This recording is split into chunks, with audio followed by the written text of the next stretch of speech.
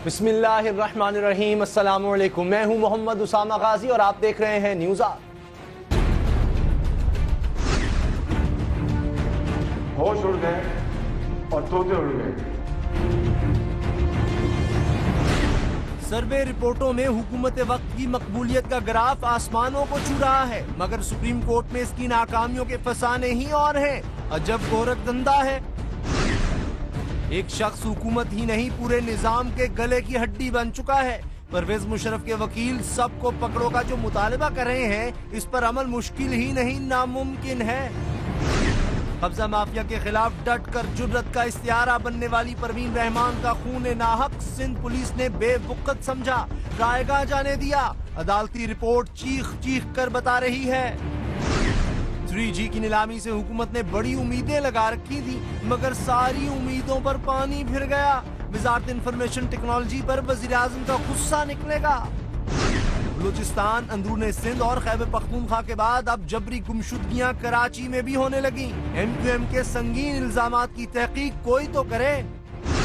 सियासी और इंतखाबी नारे क्या होते हैं, कोई शहबाज शरीफ से पूछे, जो अब आके कहते हैं होश उड़ गए और तोते उड़ गए। चलें अभी कुछ कर ले मियां साहब।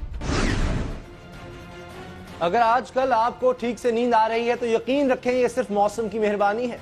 इधर मौसम बदलेगा, उधर आप पर भी सुकून की नींद हराम हो जाएगी। नींद की इस गारतगरी का सारा सेहरा किसी और को नहीं बल्कि हुकूमत वक्त को जाएगा, क्योंकि बिजली की लोड शेडिंग का चलन और जाहो जलाल उसी तरह कायम और रवा है जैसा जरदारी साहब की सदारत में था। अगरचे इस हुकूमत के पास भी वही हथियार है जो अब तक हो गुजरी हुकूमतों के पास होता था कि इसे तमाम मसाइल विरसे में मिले हैं, लेकिन इसके बावजूद कोई अगर यह समझता है कि करोड़ों लोगों को इस किस्म के हथियारों से बेवकूफ बनाया जा सकता है तो ये उसकी सादगी से ज्यादा कुछ नहीं। सुप्रीम कोर्ट ने जमात इस्लामी के रहनुमा लियाकत बलोच की दरखास्त पर हुकूमत की कारकर्दगी पर बहुत ही मानी खेज सवाल उठा दिए हैं।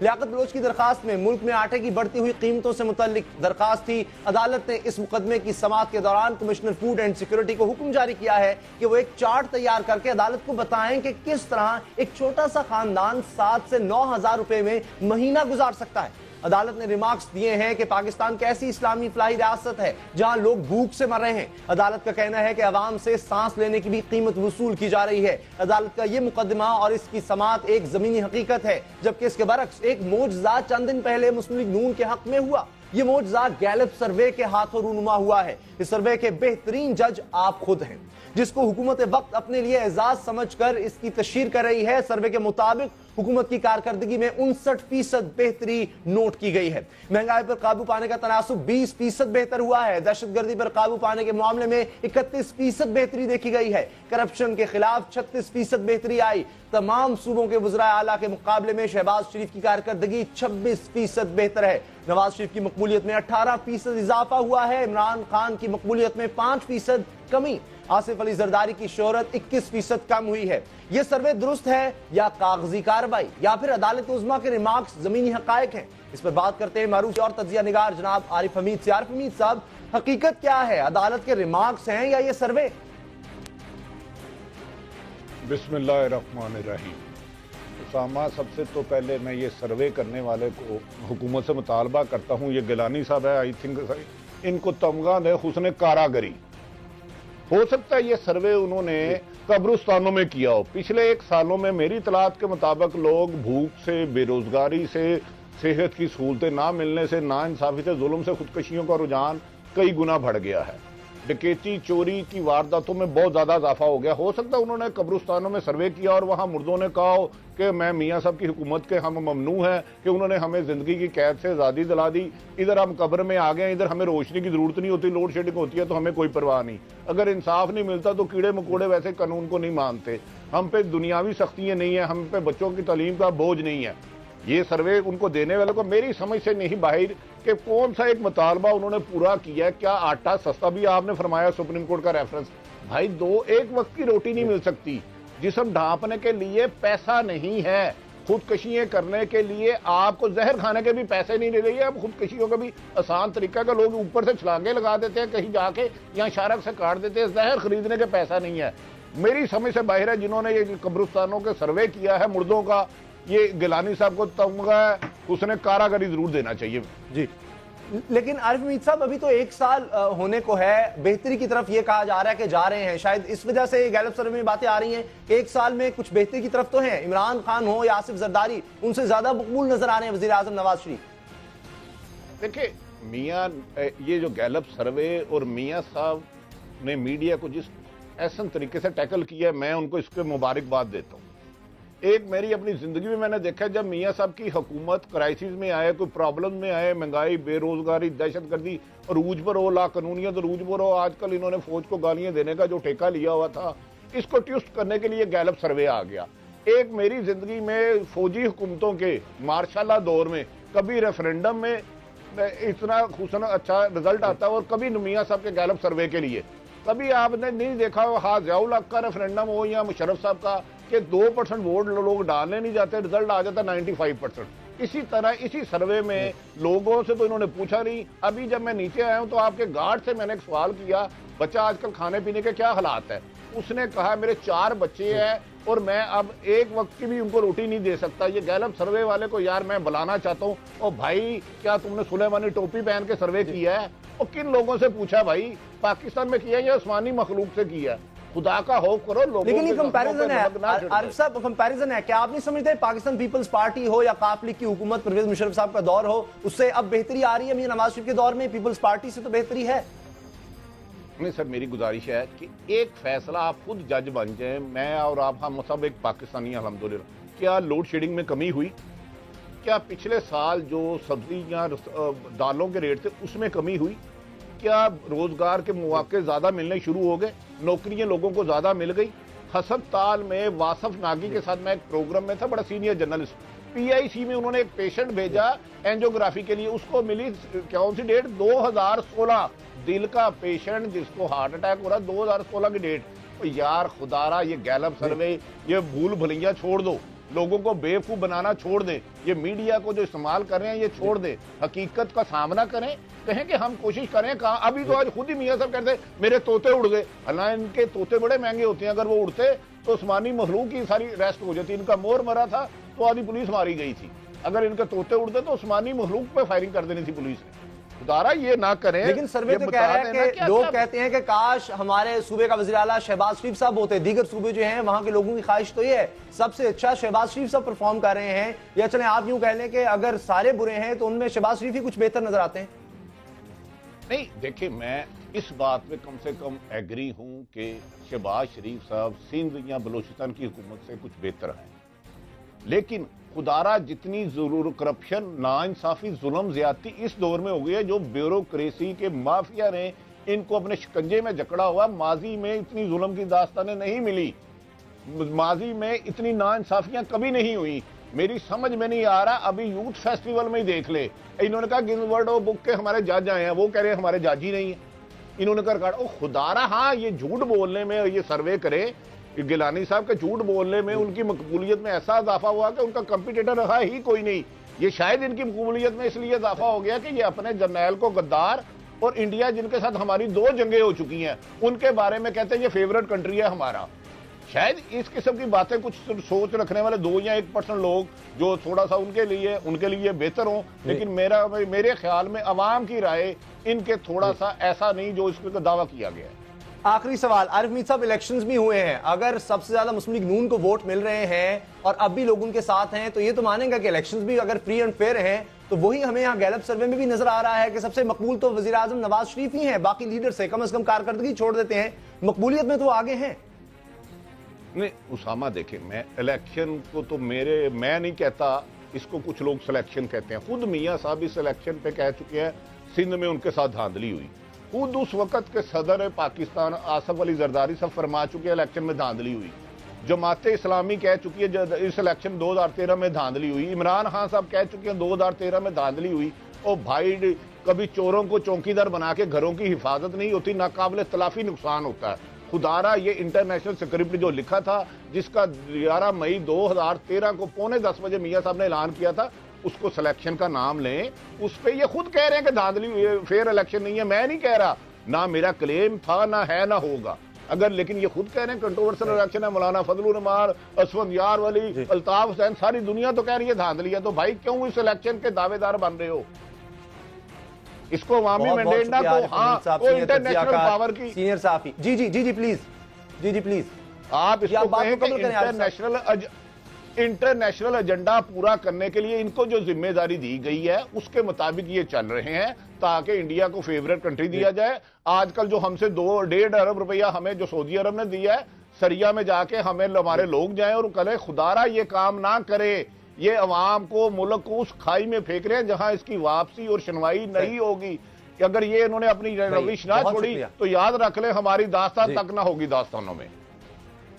बहुत शुक्रिया आरिफ हमीद साहब। आरिफ हमीद साहब सीनियर साफी, उनका कहना है कि ये सर्वे जो है ये दुरुस्त नहीं है और कोई बेहतरी नहीं आई। 1 साल होने को आया इस हुकूमत को और किसी तरह से भी पुरानी हुकूमतों से उनको बेहतरी नजर नहीं आ रही। गरीब की जिंदगी में कोई फर्क नहीं है। सुप्रीम कोर्ट में भी इसकी बाज़गश्त थी। न्यूज़ आवर में मिलेंगे ब्रेक के बाद। एक शख्स हुकूमत ही नहीं पूरे निजाम के गले की हड्डी बन चुका है। परवेज मुशर्रफ के वकील सबको पकड़ो का जो मुतालबा कर रहे हैं, इस पर अमल मुश्किल ही नहीं नामुमकिन है।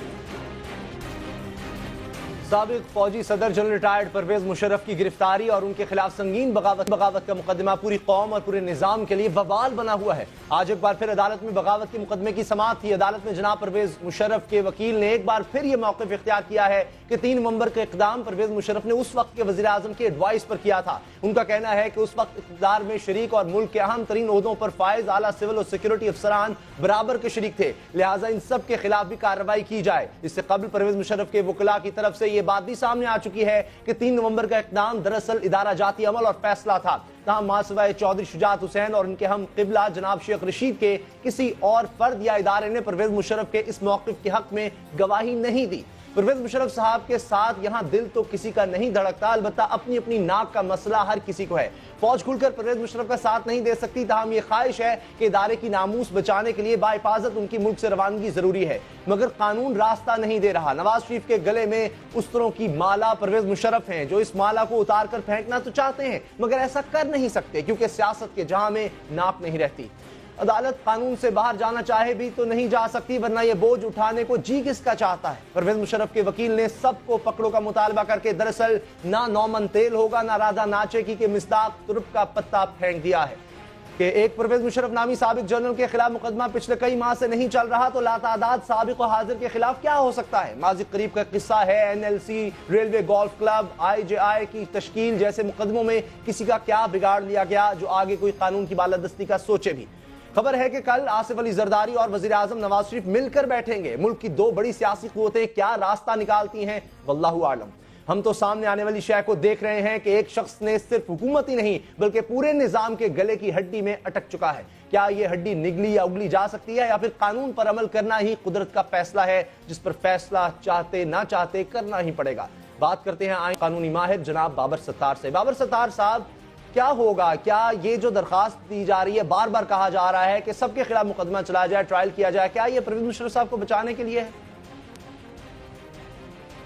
उसामा साहब, आपकी इतनी धुआंधार तकरीर के बाद तो मेरा नहीं ख्याल कि कोई तबसरे की गुंजाइश बची है। मसला ये सबजुडिस भी है। देखिए, एक अमरीकी सदर थे, उनका नाम हैरी ट्रूमन था।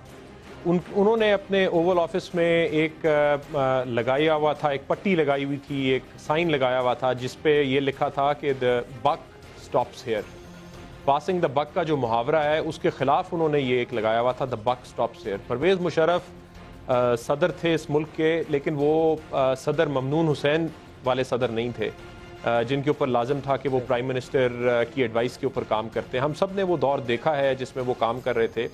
दूसरी ज़रूरी चीज़ याद रखने वाली ये है कि जब उन्होंने इमरजेंसी लगाई या आइन शिकनी की, कानून तोड़ा, उस वक्त वो चीफ़ ऑफ आर्मी स्टाफ थे और जो उन्होंने ऑर्डर पहला पास किया वो आर्मी चीफ की हैसियत से किया। और हमारे कॉन्स्टिट्यूशन में कोई गुंजाइश नहीं है कि प्राइम मिनिस्टर आर्मी चीफ को किसी तरह की एडवाइजरी इशू करे। सो अब परवेज़ मुशर्रफ साहब ज़रूर ये सारी दलीलें लेके आ रहे हैं, ये बहाने भी लेके आ रहे हैं। मेरे ख्याल से इससे उनका खुद बचना तो मुश्किल होगा, लेकिन वो और लोगों को ज़रूर फंसा सकते हैं और फंसाने की कोशिश भी कर रहे हैं। लेकिन अब ये मसला इतना अहम क्यों हो गया, इतनी मुसीबत क्यों पड़ गई है कि पूरा मुल्क हो, हुकूमत हो, सबके लिए मुसीबत बन चुका है, क्यों ऐसा हो गया? देखिए, परवेज मुशर्रफ साहब के पास तो दो ही तरीके थे। एक तो ये था स्ट्रैटेजी वाइज कि वो जाल को इतना वसी कर लें कि ये मुकदमा चल ना सके आगे। वो हुकूमत ने नहीं किया, क्योंकि उन्होंने, ये हुकूमत का काम है कि आप किसके खिलाफ इन्वेस्टिगेशन करके चालान जमा करवाते हैं और स्पेशल अदालत में हाई ट्रीजन का मुकदमा चलाते हैं। तो वो तो चालान खाली मुशर्रफ साहब के खिलाफ पेश किया गया है। अब अपनी डिफेंस के अंदर वो और लोगों को घसीट के लेके आ सकते हैं कि ये लोग भी शामिल थे। उससे मुशर्रफ साहब की जिम्मेदारी कम नहीं होगी, लेकिन बाकियों की जिम्मेदारी शायद उनके ऊपर डाली जा सके। सो एक तो स्ट्रैटेजी ये हो सकती थी। दूसरी स्ट्रैटेजी ज़ाहिर है ये थी कि वो एक फौजी आमिर थे, तो वो फौज को बीच में घसीट के ले आते, फौज की अना का मसला बन जाता, इंस्टीट्यूशन का मसला बन जाता। वो उसमें नजर आ रहा है पिछले हफ्ते या 10 दिन की जो भी मामलात हुए इस मुल्क में, उससे नजर आ रहा है कि उसमें वो किसी हद तक कामयाब हो गए हैं। इसमें जो नवाज शरीफ साहब की हुकूमत है उसकी भी नादानी है, कुछ हमारी तारीख जो है जिस तरह की भी है हमारे सामने है उसका भी है, हमारी ईगोज जो हमारी फौज की जिस तरह की ईगो है या फौज के जर्नैलों की जिस तरह की ईगो है, इस पूरी चीज का नतीजा ये निकला है कि फौज ने इसे अपना मसला भी बना लिया है किसी हद तक, और इसकी वजह से सिविल मिलिट्री जो हमारे रिलेशनशिप है वो खराब हो रहा है। तो ये दोनों स्ट्रैटेजीज थी मुशर्रफ साहब की। किसी हद तक तो मुशर्रफ साहब कामयाब हो गए हैं स्ट्रैटेजी में। लेकिन अब तो यहां तक बात कही जाने लगी है, अभी काप लीग के अहम रहनुमा ये तक कह रहे थे कि जमहूरियत को खतरा हो सकता है जिस तरह मामला चल रहे हैं। हजारा केस है मुल्क में, लेकिन ये केस जो है इतना अहम हो गया है। कल मियां नवाज शरीफ और जरदारी साहब की मुलाकात है, कोई हल निकाल सकते हैं दोनों? देखिए, हल क्या निकालेंगे, मेरा ख्याल है कि जो पिछले 10 दिन के वाकयात हैं उससे लोगों की ऑप्शंस मजीद कम हो गई हैं। अब अगर इनका नाम ECL से हटाते हैं तो लोग ये कहेंगे कि जनाब फौज ने एक बयान दिया और उसके बाद देखें जमहूरी हुकूमत को तमाम आइन और कानून भूल गया और उन्होंने हटा दिया। अगर इनका नाम नहीं हटाते हैं, ये मुकदमा आगे चलता है, तो हर पेशी के बाद रात को आप और मैं बैठ के तबसरा करेंगे इसके ऊपर, दिन को लोग अखबारें पढ़ेंगे, तबसरे होंगे और ये टेंशन बढ़ेगी। सो ये तो इन्हें मेरे ख्याल में इसका हल तो यही है कि नवाज शरीफ साहब जो है वो फौज की आला क़यादत को कॉन्फिडेंस में लें कि इस चीज़ के ऊपर डील मेकिंग नहीं हो सकती, आइन के मुताबिक इसे चलने दें, हम इसे इन्फ्लुएंस करने की कोशिश नहीं करेंगे, ना हम इसके ऊपर बयानबाजी करेंगे, कोई पॉलिटिकल माइलेज लेने की कोशिश करेंगे। मुकदमा हम इसलिए चला रहे हैं क्योंकि ये आइन के लिए ज़रूरी है, हम कोई रिवेंज नहीं लेंगे। इस तरह की बातचीत हो सकती है। इसके अलावा कोई अगर रूल ऑफ लॉ से हट के अगर कोई ये नतीजा निकालने की कोशिश करेंगे तो मेरा ख्याल है मुल्क को भी नुकसान होगा, इनकी हुकूमत को भी नुकसान होगा, फौज को भी फायदा नहीं होगा। लेकिन मैंने कुछ मिसालें भी दी, कोशिश की, रूल ऑफ लॉ की बात आप कर रहे हैं, यकीनन बड़ी अच्छी बात है, लेकिन क्या हमारा निज़ाम इसका बोझ उठा सकता है इस केस का कि आइन और कानून के मुताबिक इसका फैसला कर दिया जाए? कोई बहाना नहीं दरकार के किस तरह से आप परवेज मुशर्रफ साहब को जाने दिया जाए ताकि हर किसी की नजरें इस पर लगी हैं, एक धड़का लगाए ना जाने क्या हो जाएगा, इससे जान छूट जाए। देखिए, ECL से हटाना तो अभी अदालत ने तो ये हुकूमत की कोर्ट में डाल दी थी ये चीज़। अगर अभी भी हटाना चाहते हैं ECL से, परवेज मुशर्रफ साहब ने एक चिट्ठी दे रखी है, एक एप्लीकेशन दे रखी है कि मैं अपने दिल का इलाज भी करवाना चाहता हूं, मैं अपनी वालदा से भी मिलना चाहता हूं। बिल्कुल इस पर फैसला कर सकती है हुकूमत, उन्हें जाने दे सकती है। और अगर उसके बाद वो वापस नहीं आते तो फिर वो उनकी जिम्मेदारी है, फिर सारा मुल्क देखेगा कि ये गए थे दिल का इलाज करवाने के लिए, वालदा को देखने के लिए, फिर मुड़ के वापस नहीं आए हैं। तो बिल्कुल हुकूमत ये कर सकती है, अदालत ने अभी इससे नहीं रोका हुआ, कोई ऐसा ऑर्डर नहीं है, तो इजाजत दे सकती है। ये पॉलिटिकल कॉन्सिक्वेंसेस होंगे, वो फैसला करना मियां साहब का काम है। अगर वाकई उनका ये अपना उनका ख्याल है, अदालत से रुजू किया जाए। अब अदालत अगर जाने देती है तो मामला हल हो जाएगा। अदालत इजाजत दे दे कि दुरुस्त है, आप चले जाएं। पहले भी तो ये ऑर्डर में कहा गया है कि कोई कदगन नहीं लगाई जा सकती आपकी मूवमेंट पे, फर्द जुमायद हो गई, बस ठीक है, जब जरूरत होगी बुला लेंगे। देखिए ना, अदालत ने तो कह दिया, अदालत को चिट्ठी इन्होंने जो एप्लीकेशन दी उसके जवाब में उन्होंने कहा कि ECL हम हटा नहीं सकते, इस अदालत का इख्तियार नहीं है इसमें, ये हुकूमत के पास मसला है, हुकूमत इनकी एप्लीकेशन देख के उसके ऊपर दोबारा से फैसला करे, रिव्यू करे अपने फैसले को, पिछले जो ECL से ना हटाने वाला फैसला कर सकती है, उससे रुजू किया है परवेज मुशर्रफ साहब के वकील रुजू करते हैं देखिए, सुप्रीम कोर्ट का कोई ऑर्डर नहीं है, ये गलत फहमी है। एक पहले किसी एक मुकदमे में जिसमें यह कहा गया था कि मुशर्रफ के ऊपर मुकदमा चला जाए, उसमें सुप्रीम कोर्ट ने एक ऑर्डर किया था कि इसमें ECL पे इनका नाम डाल दें। फिर वो मुकदमा खारिज हो चुका है। जब हुकूमत ने यह बयान दिया कि हम मुकदमा चलाएंगे, उसके बाद वो मुकदमा खारिज हो गया। तो सुप्रीम कोर्ट का कोई ऑर्डर नहीं है जो ये कहता है कि इन्हें ECL पे डाला जाए।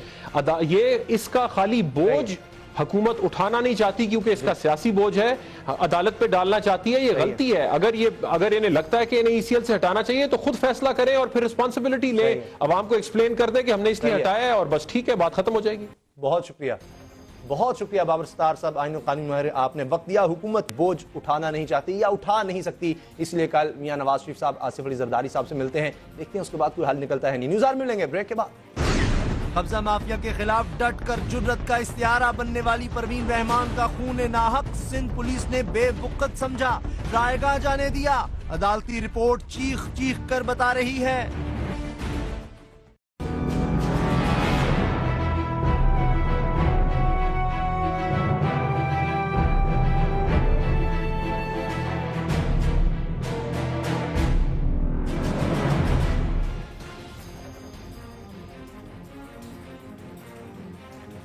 कब्जा माफिया के खिलाफ डट कर जुर्रत का इस्तिहारा बनने वाली औरंगी पायल प्रोजेक्ट की रूह रवां परवीन रहमान का खून नाहक सिंध पुलिस ने बेवुकत समझा।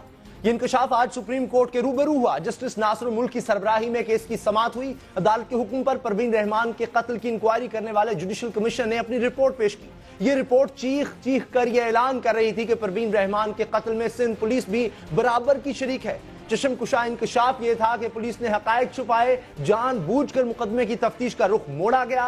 मकसद कातिलों को बचाने के सिवा और क्या हो सकता है। जुडिशल कमीशन की तजवीज थी कि अदालत इस मुकदमे की असर नौ तफ्तीश किसी चाको चौबंद, ईमानदार और गैर जानिबदार अफसर से करवाए जो शायद सिंध पुलिस में नापैद हो। अदालत ने सिंध पुलिस की कारकर्दगी पर अदम एतमाद का इजहार करते हुए इसे हिदायत की कि वो FIR में दहशतगर्दी की दफात भी शामिल करे। अदालत पुरअज़्म है कि परवीन रहमान के कातिलों को बेनकाब करके रहेगी। परवीन रहमान वो बाहिम्मत खातून थी जिसने सिंध पे नाजुक होते हुए कराची की जमीनों पर कब्जा करने वाले ताकतवर माफिया को ललकारा। न सिर्फ इसका रास्ता रोका बल्कि कब्जा ग्रुपों की कारिस्तानियों को बाकायदा दस्तावेजी शक्ल देकर कानून के हाथ मजबूत करने की कोशिश की। धमकियां भी इस बहादुर खातून को गरीबों की खिदमत के मिशन से रोक नहीं सकी। होना तो यह चाहिए था कि कानून ढाल बनता, मगर ऐसा कुछ ना हुआ और 13 मार्च 2013 को इन्हें नामालूम अफराद ने गोलियां मारकर रास्ते से हटा दिया। पुलिस ने इल्जाम तालिबान पर धरा और पुलिस मुकाबले में कारी बिलाल नामी शख्स को पार करके इस केस को हल करने का दावा कर डाला। मगर कहानी यह थी, पुलिस असल मुल्जिमों को बचाना चाहती थी। अब फिर तफ्तीश का हुक्म है, मगर सवाल यह है कि क्या नतीजा फिर पहले जैसा निकलेगा। इसी पर बात होगी। हमारे साथ हैं सीनियर और सहाफी मजहर अब्बास। मजहर अब्बास साहब, क्या हमारी पुलिस ही मुजरिमों का साथ देती है? ये निजाम ही हो चुका है? जी हाँ, बहुत से केसेस में उसामा इस तरह के शवाहिद मिले हैं और पुलिस खुद भी दावा करती है। अभी आपने पिछले दिनों IG सिंध जो नए बने हैं उनका अपना बयान आपने देखा कि जिसमें उन्होंने कहा कि काली भेड़ें मौजूद हैं। अब मुझे नहीं पता कि काली भेड़ें मेजॉरिटी में है कि माइनॉरिटी में हैं, लेकिन बहरहाल मौजूद हैं। देखें कि कराची में या मेरा ख्याल है पूरे मुल्क में यही होता है, जो केस ख़राब होता है वो हमेशा इन्वेस्टिगेशन ख़राब करती है और इसी वजह से जो है अदालतें ये बात कहती रही हैं कि प्रोसिक्यूशन गलत केस प्रेजेंट करती है और इस वजह से मुल्ज़िमान जो हैं वो छूट जाते हैं। 2-3 तरीक़े से जो है इन्वेस्टिगेशन ख़राब की जाती है। सबसे पहले तो जो कंप्लेनेंट होता है उसी को सस्पेक्ट समझ लिया जाता है और उसके साथ उनका बिहेवियर इस तरह होता है कि जो लोग उसके लिए आते हैं वो फिर खौफ के मारे जो है वो दोबारा नहीं आते थाने। दूसरी बात ये कि जो पुलिस सर्जन्स हैं पाकिस्तान में, जो पुलिस सर्जन्स हैं वो पूरी तरीके से पुलिस के साथ मिले हुए होते हैं। ज़्यादातर बेशतर केसेस में पुलिस सर्जन्स की जो रिपोर्ट होती है वो बड़ी क्वेश्चनेबल होती है और वहाँ केस ख़राब करने के काफ़ी शवाहिद होते हैं। फिर इसी तरीके से DNA जो होता है, आप देखें कि महीनों DNA जो है नहीं मिलते, उनके वापस नहीं आते। अभी बलूचिस्तान में आज ही मैं सुन रहा था, खुद डॉक्टर अब्दुल मालिक के हवाले से उन्होंने कि जी जो बलूचिस्तान के लोगों के जो DNA गए हुए हैं वो आज तक वो वापस नहीं आए, उनके कि क्या टेस्ट रिपोर्ट्स क्या हुई हैं। तो इन सारी चीज़ों की बिना पे केसेस ख़राब किए जाते हैं। जो आपने कहा कि परवीन रहमान मजहर साहिबा साहब, का लेकिन केस लेकिन खराब हुआ, ये अदालत ये कह बिल्कुल- रही, अदालत में कहा गया है किसी ईमानदार से, पुलिस अफसर से ये तफ्तीश दोबारा की जाए। क्या ईमानदार मिल जाएगा? और अगर ईमानदार मिल भी गया तो बहादुर होगा जो जान दे सके? जिस तरह वली बाबर केस में हमने देखा, अगर कोई ईमानदारी से पकड़ने की कोशिश करे तो वो भी मारा जाता है। देखिए, सिंध में और दीगर जगहों पे भी ईमानदार पुलिस ऑफिसर्स मौजूद हैं। अभी आपने हाल ही में देखा कि थर के मसले पे जो डीआईजी सनाउल्लाह अब्बासी हैं, उनकी सरबराही में जो है कमेटी बनाई गई और उसने बड़ी ईमानदाराना अंदाज में अपनी रिपोर्ट दी, लेकिन उस डीआईजी की रिपोर्ट को एकदम मुस्तरद कर दिया सिंध हुकूमत ने, क्योंकि उसने ये कह दिया था कि अगर 4 माह पहले थर के बारे में जो है वो इमरजेंसी डिक्लेयर कर दी जाती तो शायद इतनी अमवात नहीं होती। और उसने जिम्मेदारी जो है वो फिक्स रिस्पॉन्सिबिलिटीज उसने लगाई जिन लोगों पे, तो वो एक, और उसके बारे में चाहे पीपल्स पार्टी की हुकूमत हो या कोई भी, उसके बारे में ये सबका इत्तेफाक है कि सनाउल्लाह अब्बासी एक ईमानदार ऑफिसर है, और इस तरह बेशुमार भी हैं। तो ईमानदार ऑफिसर आपको मिलेंगे। सवाल ये है कि जो ईमानदार ऑफिसर मिलेगा वो अपनी रिपोर्ट देगा, क्या उस ऑफिसर के साथ जो है वो सलूक नहीं किया जाएगा जो दीगर ईमानदार अफसरों के साथ किया जाता है। और लेकिन ईमानदार इस जो मामले अफसर में, होता है वो ये परवीन बहादुर भी रहमान होता के है। कत्ल के मामले में सुप्रीम कोर्ट अब आ चुकी है। क्या सुप्रीम कोर्ट की मुदाखलत से ये केस हल हो सकेगा? क्या वाकई कातिलों को सजा हो सकेगी? चले किसी एक केस में तो हो सके। परवीन रहमान जो लोगों के लिए काम कर रही थी, लोग उनको चाहते हैं, मोहब्बत करते हैं, आज भी याद करते हैं। हजारों लोग पिटीशन फाइल करना चाहते थे जो सुप्रीम कोर्ट में गई। तो क्या इस केस में कोई इंसाफ हो सकेगा?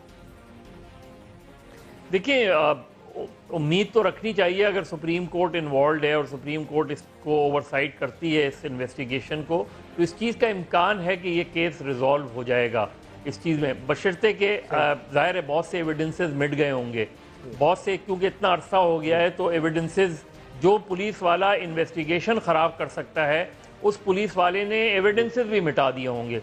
तो केस तो ख़राब हो गया है, लेकिन कम से कम रिस्पॉन्सिबिलिटी फिक्स की जा सकती है।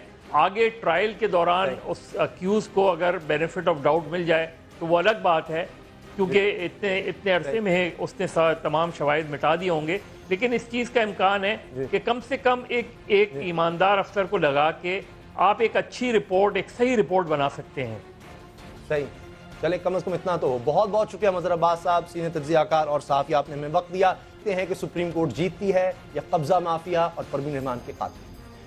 3G की नीलामी से हुकूमत ने बड़ी उम्मीदें लगा रखी थी। वजीर खजाना इसहाक डार मुस्कुरा कर तस्वुर में शायद डॉलरों की गड्डियां महसूस करके कहा करते थे कि बस 3G नीलाम होने की देर है।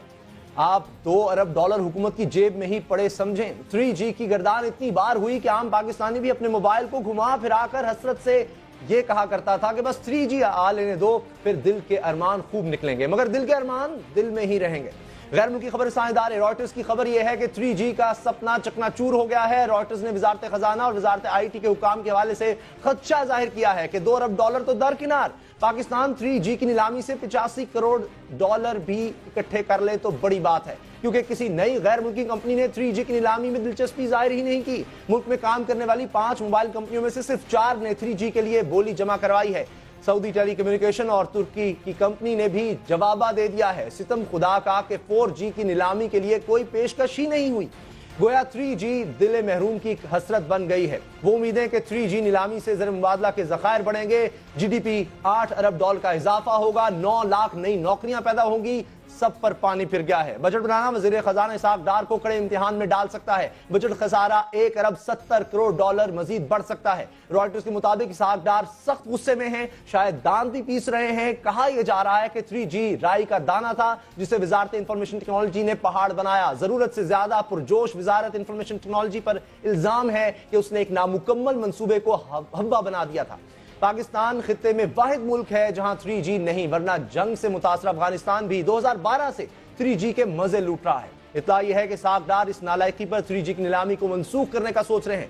वजारत इंफॉर्मेशन टेक्नोलॉजी पर वजीर आजम नवाज शरीफ का गुस्सा भी उतरेगा, जिसकी करता धरता नुशीर रहमान पर पहले ही शोहर को नवाजने के इल्जामात हैं। देखिए आगे आगे इस मामले में अब क्या है। फिलहाल तो लग रहा है कि 3G या 4G से कोई पैसे या डॉलर नहीं आने वाले। न्यूज़ आवर में मिलेंगे ब्रेक के बाद। बलूचिस्तान, अंदरूनी सिंध और खैबर पख्तूनख्वा के बाद अब जबरी गुमशुदगियां कराची में भी होने लगी। MQM के संगीन इल्जामात की तहकीक कोई तो करे।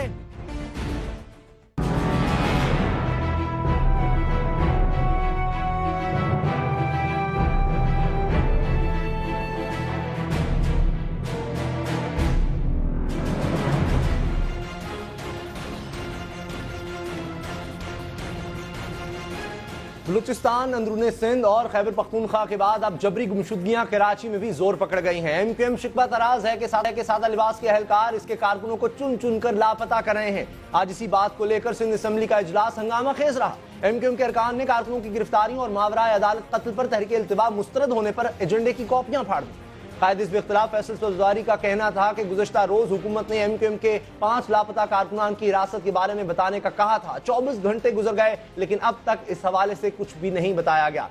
कराची फाटा का इलाका नहीं, अगर हमारे कारकुन किसी भी जुर्म में मुलव्वस हैं तो इन्हें अदालत के सामने पेश किया जाए। कराची में एमक्यूएम के मरकज 90 पर भी राबता कमेटी के अरकान ने प्रेस कॉन्फ्रेंस करके इस मसले पर अपना एहतजाज रिकॉर्ड करवाया। मौक़िफ़ यह था कि कराची में जराइम पेशा अफराद के खिलाफ ऑपरेशन का मुतालबा एमक्यूएम का था, मगर सादा लिबास अहलकार जिनकी गाड़ियों पर कोई नंबर प्लेट नहीं होती वो एमक्यूएम के कारकुनों को ही न सिर्फ मुसलसल गिरफ्तार कर रहे हैं बल्कि इन्हें बदतरीन तशद्दुद का निशाना बनाकर और बाज़ औक़ात कराची के मज़ाफ़ाती इलाकों में उनकी तशद्दुद ज़दा और गोलियों से चली लाशें फेंक रहे हैं।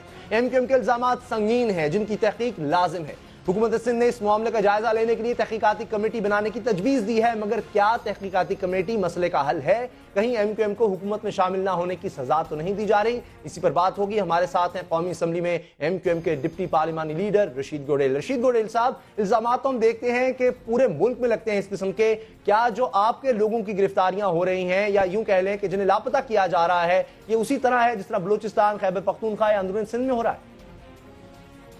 ये तो उसामा आप ज़्यादा बेहतर तज्जिया करोगे। कराची शहर और कबायली इलाकों में फ़र्क है। कराची शहर, urban area and rural area में फ़र्क है। अगर वहाँ पे होती हैं तो जागीरदारों की दुश्मनियों की वजह से होती हैं और बहुत सारे अवामिल और फैक्टर्स हो सकते हैं। कराची में सादा लिबास में आना, मोबाइल गाड़ियों में डबल केबिन में आना जिस पे कोई नंबर प्लेट ना लगी हो, फिर उठाना, और बाज़ औक़ात ऐसा भी हुआ है कि जब हमारा प्रोटेस्ट हुआ है तो किसी न किसी थाने में बरामद हुए। तो ये कहने में हम हक बजानी पे कि लॉ इन्फोर्सिंग एजेंसियों के लोग उस बात को चेक करें कि वो लापता हो रहे हैं, क्योंकि हम तो उन्हीं से अपील कर सकते हैं, एंटी मिनिस्टर साहब से अपील कर सकते हैं। साथ ही हमारे कारकुन गुमशुदा होते हैं, फिर कभी नूरियाबाद के पास इनकी कब्र बरामद होती है, गुमशुदा करके कराची वालों को कराची के अंदर ही गुमशुदा किया जा रहा है। तो ये तो हम अदालत से भी दरख्वास्त करते हैं और अरबाब इख्तियार से भी कहते हैं कि ये अभी जुल्म बंद होना चाहिए और इस पर कार्रवाई होनी चाहिए। जी, पहले डेथ स्क्वाड की बात की गई कि पुलिस का है, लेकिन अब तो कहा गया कि शायद हुकूमत को भी नहीं पता कौन लोग हैं। आपको किस पे शक है, कौन है? उसामा, शर्जील मेमन साहब जो इंफॉर्मेशन मिनिस्टर हैं, वो जो सिंध असेंबली में बयान फरमाया कि ये टारगेट किलर्स भी हो सकते हैं, तो ये खदशात का इज़हार ना करें। ये हुकूमत वक्त हैं, ये तदाबीर निकालें, हल निकालें। बैठ के बयाना तो भाषण तो बहुत हो सकते हैं, लेकिन हुकूमत वक्त का काम है कि उस पर अमल दरामद कराए।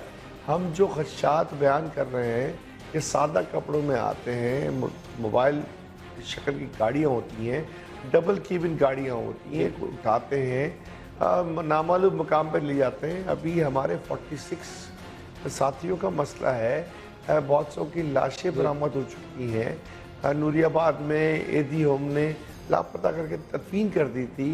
तो ये सब हम तो अवाम के सामने बताते हैं, मीडिया को भी बताते हैं और अरबाब इख्तियार को बताते हैं कि ये कारकुन गुम होता है। अब क्यों ऑनरशिप नहीं लेता उसामा? क्या कराची के लोग ये समझने पे मजबूर हो गए कि सवाल निशान बन गया कि क्या हम भी पाकिस्तानी हैं या नहीं है? बता दिया जाए। मैं ये दीगर पार्टियों के साथ भी ऐसा हो रहा है, वो भी इस तरह के खदशात का इज़हार करती हैं, सिर्फ आप निशाना है? उसामा, अगर आप गौर से देखो तो डॉक्टर्स की जो टारगेट किलिंग हो रही है, अगर वो डॉक्टर अलतशी है तो वो डॉक्टर उर्दू स्पीकिंग निकलता है। इंजीनियर का टारगेट किलिंग हो रही है, वो अलतशी है, वो उर्दू स्पीकिंग निकलता है।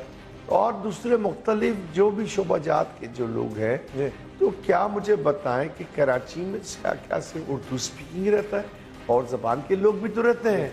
सवाल ये बनता है कि ये जो महाजिरों के दिमाग हैं, इंटेलेक्चुअल्स जो हैं, उनको टारगेट किया जा रहा है। क्या कभी शाह के नाम पे, अलतशी के नाम पे, कभी सुन्नी के नाम पे, कभी इंजीनियर्स डॉक्टर्स के नाम पे, कभी एमक्यूएम के कारकुनों को उठा के इस तरह क्या मैसेज दिया जा रहा है कि कराची वाले अब परेशान हैं, एमक्यूएम कारकुन अब परेशान है, हम तो अरबाब इख्तियार से दरख्वास्त करते हैं, चीफ जस्टिस पाकिस्तान से दरख्वास्त करते हैं, चौधरी निसार साहब इंटीरियर मिनिस्टर दरख्वास्त करते हैं कि इस मामले का संजीदगी से नोटिस लिया जाए, क्योंकि हमने कराची में ऑपरेशन की बात हमने ही की थी कि कराची को जराइम से पाक इलाका बनाने का तैया हमने ही किया है, लेकिन ऑपरेशन में कुछ ऐसी डाइवर्जन की जा रही है कि अब खदशात होने लगे कि ये ऑपरेशन क्या सिर्फ एमक्यूएम कारकुन के खिलाफ ही हो रहा है। जिस टारगेट किलिंग का आपने जिक्र किया उसके खात्मे के लिए यह कराची में टारगेटेड ऑपरेशन शुरू किया, जिस तरह आपने कहा कि एमक्यूएम का ये मुतालबा था, तो अब शर्जील मेमन साहब कहते हैं कि विफाक के कहने पर ये सब कुछ हो रहा है, ये ऑपरेशन हो रहा है। गवर्नर सिंध इरशादुल इबाद साहब वो विफाक के नुमाइंदे, आप उनसे क्यों नहीं शिकायत करते? मुझे लगता है कि जब मिनिस्टर बनाया जाए तो उनको पूरा कोर्स कराया जाए कि क्या आपकी जिम्मेदारियां हैं, क्या गवर्नर की जिम्मेदारियां हैं, क्या पीएम की जिम्मेदारियां हैं, क्या इंटीरियर मिनिस्टर की जिम्मेदारी है। शायद वो कोर्स कराना पीपल्स पार्टी वाले शायद भूल गए हैं। इंफॉर्मेशन मिनिस्टर को मालूम होना चाहिए 18वीं तरमीम के बाद सूबों का इख्तियार है लॉ इन्फोर्सिंग एजेंसियों पे मामला ठीक रखना। ऑपरेशन के कप्तान जो वफाकी हुकूमत ने बनाया है, चीफ मिनिस्टर सिंध को बनाया, शायद उनको मालूम नहीं होगा। आप रेंजर्स एक अहम जुज़्व है इस सारे ऑपरेशन का, कराची के हालात को ठीक करने में। आप डीजी रेंजर्स के पास क्यों नहीं जाते वक्त बनाकर? देखिए, हमने हमारे कारकुन के लापता होने पे आईनी और कानूनी रास्ते इख्तियार किए हैं। हम आईनी और कानूनी रास्तों पे यकीन रखने वाले लोग हैं, और आईन पाकिस्तान और कानून पाकिस्तान जो हमें जिस बात की इजाज़त देता है हम वो काम करेंगे। हमने जुमेरात को कराची में प्रेस क्लब के बाहर मुजाहरा रखा है, और जुम्मे को उस पूरे पाकिस्तान में करेंगे। आईनी पिटिशन दाखिल की हुई है, उसमें पिटिशंस दाखिल की हुई हैं। हमने अपील की है चौधरी निसार साहब से, interior minister of Pakistan, PM Pakistan Mian Nawaz Sharif साहब से, और कप्तान जो है सिंध गवर्नमेंट के, उस कप्तान को भी चाहिए कि सिंध के पूरे मामला देखें, सिंध के जहां को वोट मिला है वो मामला भी देखें, और जहां से वोट इनको मिलता नहीं है इन लोगों की हरकतों की वजह से, तो अगर वो देखें तो पाकिस्तान का बराबर का शहरी समझे। हम भी पाकिस्तानी हैं, हम पाकिस्तान को रेवेन्यू कमा के देने वाला शहर है। इस पाकिस्तान का 67 to 70% रेवेन्यू, और सिंध गवर्नमेंट का 93% रेवेन्यू इसी शहर कराची से मिलता है। उसके बदले क्या कराची के लोगों को ये तहफ़्फ़ुज़ देना हुकूमत वक्त की जिम्मेदारी नहीं है।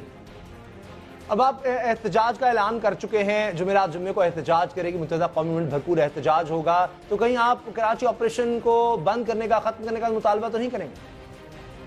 हमने कराची ऑपरेशन की डिमांड की थी, हम आज भी कहते हैं कराची ऑपरेशन जारी रहना चाहिए, लेकिन मुजरिमों के खिलाफ आप ऑपरेशन करो, अदालत ले जाओ, सजा दो।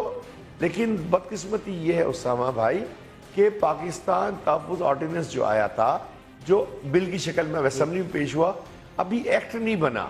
ऑर्डिनेंस खत्म हो गया, अब एक्ट नहीं बना, लेकिन वो कानून पे अमल दरामदी सिर्फ कराची में हो रही है।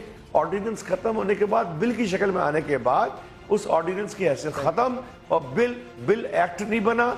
जब एक्ट नहीं बना तो उस पर अमल दरामद नहीं होना चाहिए। लेकिन लगता है कि कराची के लिए ही सारे ऐसे कानून बनाए जाते हैं जिसमें सियासी इख्तलाफात की बिना पे कारकुनों को उठाया जाता है, शहीद किया जाता है।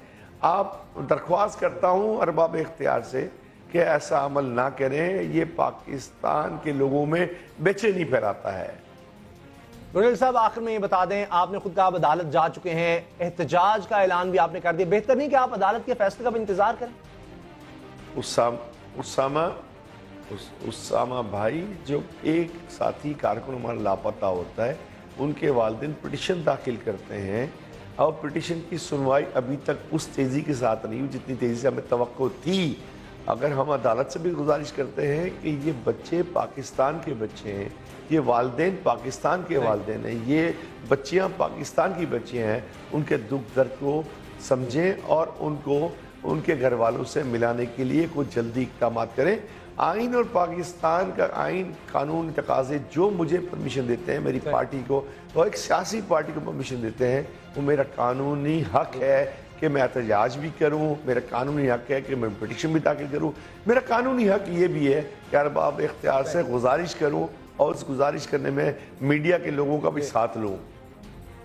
सही, बहुत बहुत शुक्रिया रशीद गुडेल साहब आपका। देखते हैं लापता अफराद के मामले में अब अदा फैसला आता है अगला लाहम क्योंकि क्या होता है। फिलहाल तो जुमेरात और जुमे को भरपूर एहतजाज का मुत्तहिदा कौमी मूवमेंट ने ऐलान कर दिया है। प्रोग्राम के शुरू में हमने बात की थी गैलप सर्वे की, जिसमें मुस्लिम लीग नून की कारकर्दगी को बहुत सराहा गया है, लेकिन आज शहबाज शरीफ साहब की जुबान पर कुछ और मामला थे। जो दावे वो करते थे उससे कुछ हटकर उन्होंने बात की है। इसी हवाले से खुसूसी रिपोर्ट है, समा के नुमाइंदे नईम अशरफ भट्ट की ये रिपोर्ट है, ये रिपोर्ट देखिए।